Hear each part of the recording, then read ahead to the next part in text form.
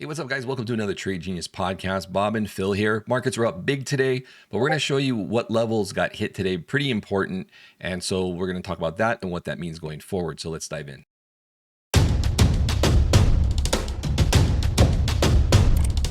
Trade Genius.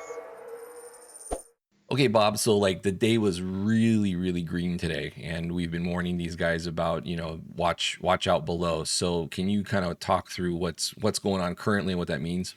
Yeah, hey, and also guys, if you like this content, help us grow the channel. Just hit like, subscribe, notify. We'd love to pass out this content to everybody. We're told that the flashbang content is kind of going by the wayside, and things that really can help you guys long term is coming into the forefront. So let your friends know about this stuff because this is really good actionable information. Now, yesterday, the way the volatility was setting up, basically if he came in with a 25 basis point, the initial move is going to be pushed higher into yesterday and into today. And we got that, but we also hit big walls here, Phil, too. So, and we also, we're going to show you a chart where one of the games that they're playing is kind of I guess it's now at max stupidity. And then we also have another chart to show you max stupidity on another level too. That really the market is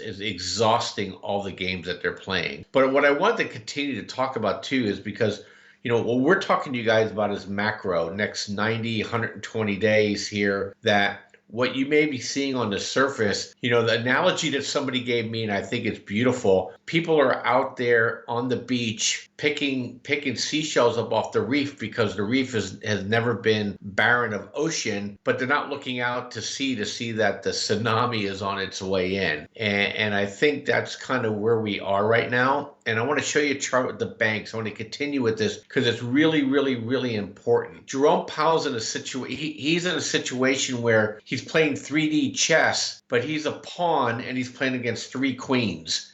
And what I mean by that is that if he stays higher for longer, even if he doesn't raise rates anymore, he's basically going to choke off, the economy. And if he gets dovish, he's going to inflate.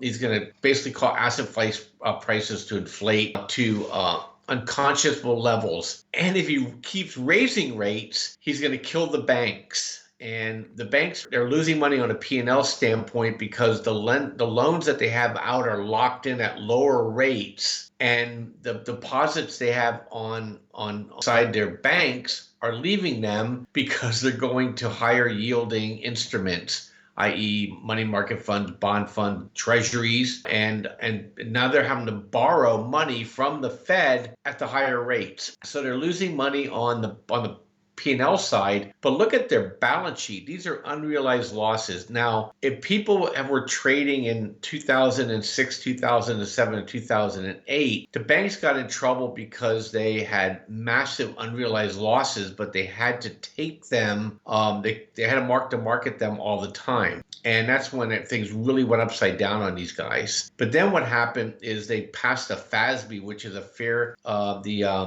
the Accounting Standards Board. Basically, another regulatory agency that allows the elites to steal from you. Is they changed it and said, well, you don't have to take a loss unless that loss is basically catastrophic and permanent.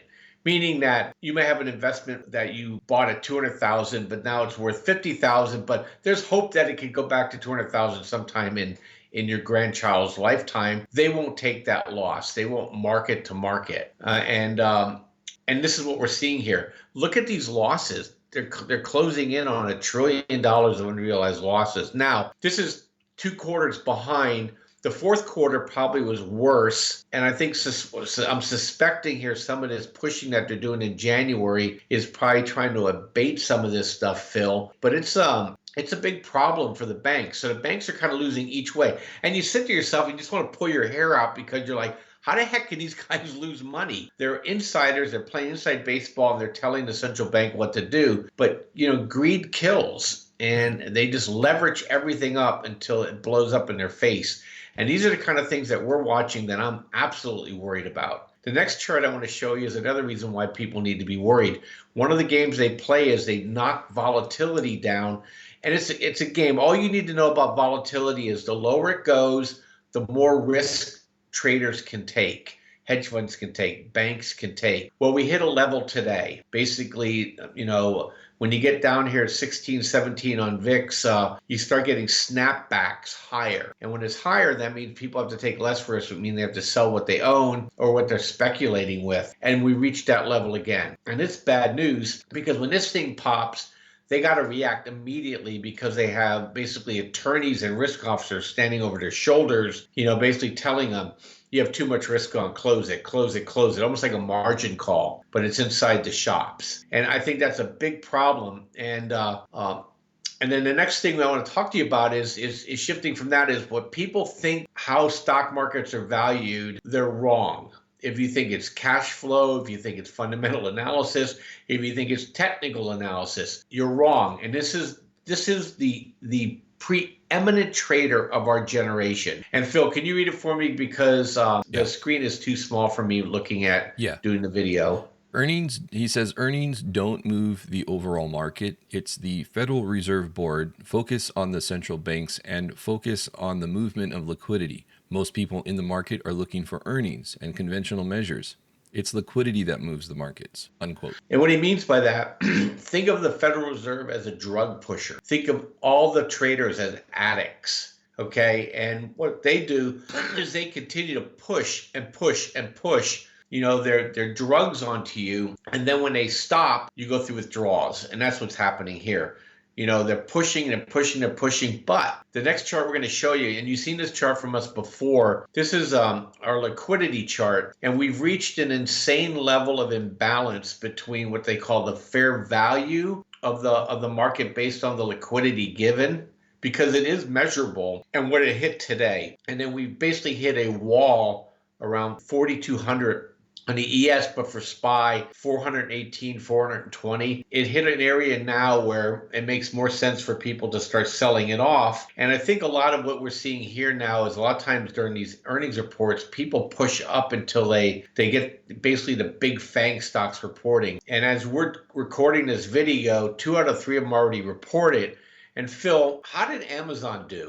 Yeah, Amazon missed on their earnings, which has been a theme going on here. They missed on their earnings. They beat on the revenue. Then Google, Alphabet reported right after, and they missed on both. They missed on revenue and earnings. So we're getting a slowdown in earnings. These guys, the way of doing business is changing. It's not as profitable. Yeah, and look at when I was talking to you guys before, saying, hey, if this thing is going to be a sustained bull move higher here coming out of the Federal Reserve, you're going to see gold and silver and energy move up with it. And guess what happened today? Gold, silver, copper, uranium, ExxonMobil, Caterpillar, steel stocks, platinum stocks, palladium stocks, shippers, all sold off today, okay? That's a head scratcher. If it's going to be kumbaya and it's going to be a crack up boom, everything would be going together. And the only thing was up today were these FANG stocks, Apple, Amazon, Google, Tesla,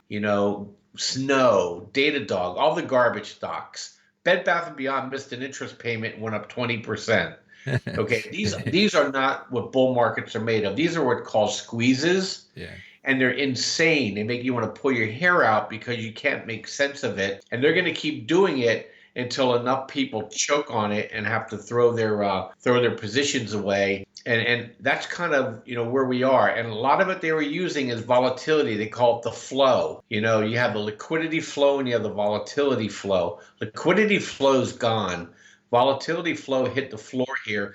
There's no cash flow to drive the market higher. And the only other flow was basically derivative flow, which is them crashing and squeezing people who are betting short the market, meaning they're highly leveraged against a market gain. And those guys are, I would think at this point, Phil, they're probably essentially wiped out right now, or they covered. So, we're in a situation now where fundamentals are going to start mattering again, because if the economy keeps falling, there's no way the stock market can keep rising, especially when the Fed is not supporting that move. So that's kind of what we want to wrap up with you today. Tomorrow we'll give an end of the week wrap up. But I'm personally concerned because I don't like the fact that the economic infrastructure stocks were down. shipping stocks were down, energy stocks were down, the fiat stocks were down, and the only thing that was up was the FANG stocks who are reporting and they're missing on revenue, all of them. So cause for concern. And if you guys disagree with me, tell me where you think what sectors are gonna lift this market higher, because I would really love to know. But for me, it's generating cash. I'll be shorting with SARK. TLT was up today, the bond market. I have that. And other than that, I'm basically letting the air out of the tire and raising cash out of my my long terms to prepare for what I think is going to be a pretty rocky 90 to 120 days. So that's kind of what I want to talk about, Phil. I know you had a big day narrating the markets today. Do you have any juice left in you to share anything, or are we pretty much wrapped up? Yeah, I'll leave you with this, and that is whenever you notice on this chart, whenever we have liquidity going down and prices going up, that's a divergence essentially. And we saw some of that in August too. And I've been saying that this move really reminds me of August. And you'll notice the fair value reading down here in this lower pane got up here to, we call it euphoria. It's just an extreme level of being overbought because we're measuring the price of the stock market relative to whether the liquidity is going up or down. So ultimately what happens is liquidity wins. So where blue goes, so does price. And sometimes you get a little lag in that. And that happened in August, but ultimately August rolled over and the market couldn't get escape velocity from it. And there's certain things that have to be in place macro that can cause the market to get away from the liquidity. And that's because the Fed can finally step away because the market's healthy, GDP is growing, right? But we're not there. In fact, our economy is slowing down and we're wondering whether or not we're going into a big recession. That's what the bond market's telling us. So we continue to lean on the fact that ultimately liquidity will be proven right. And if it's going straight down, and we're gonna get another big update. You won't see it on today's chart. We'll update it in the newsletter later tonight. And if you guys are interested in that newsletter, head over to tradegenius.co/newsletter. But if that drops even further on the big weekly update, the reading here will jump up even higher. And this is already in an area where it's nosebleeds. And don't be surprised you wake up and the market has gapped down 1 or 2 days. And that's what happened back in August. Everything looked rosy. And then in the course of 2 or 3 days, people were looking below.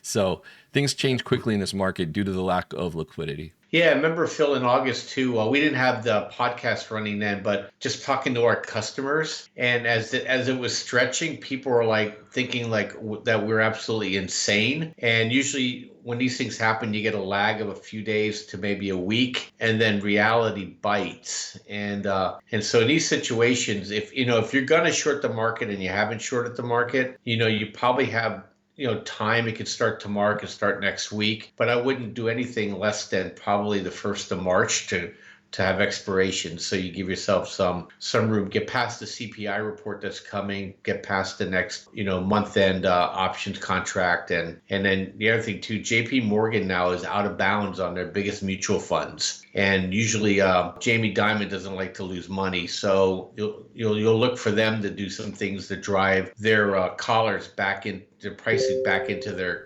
collar, their protection of where they think the market should be at the end of the quarter. So there's a lot of things now working against the market. So just be careful. If you bought Wayfair because you thought you needed furniture in a real estate collapse, congratulations, you made 100% on your money, and you probably should get the heck out of Dodge. And or if you bought Bed Bath & Beyond because they staved off bankruptcy for a week or two, congratulations, you're a better trader than I am, and you probably should get out of Dodge. So that's what's moving, guys, and you're on borrowed time with them, and they're all going to come crashing back to earth. I agree. All right.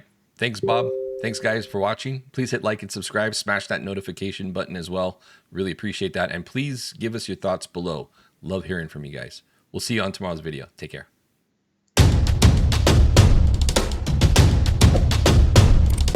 Trade Genius.